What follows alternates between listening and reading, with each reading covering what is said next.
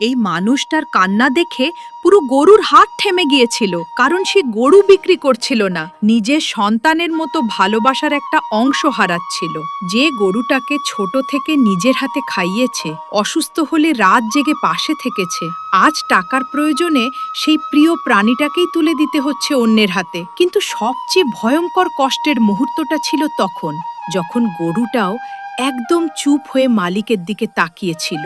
না কোনো ছটফটানি, না কোনো শব্দ, শুধু শান্ত চোখে শেষবারের মতো তার মানুষটাকে দেখছিল, যেন সেও বুঝে গেছে আজই শেষ দেখা। লোকটা গরুটাকে জড়িয়ে ধরে শুধু একটা কথাই বলছিল, ওকে আমি পশু ভাবিনি, নিজের সন্তানের মতো ভালোবেসেছি।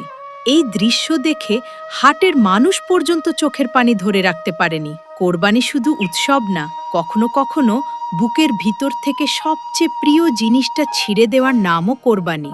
ভিডিওটা ভালো লাগলে লাইক, কমেন্ট ও শেয়ার করুন।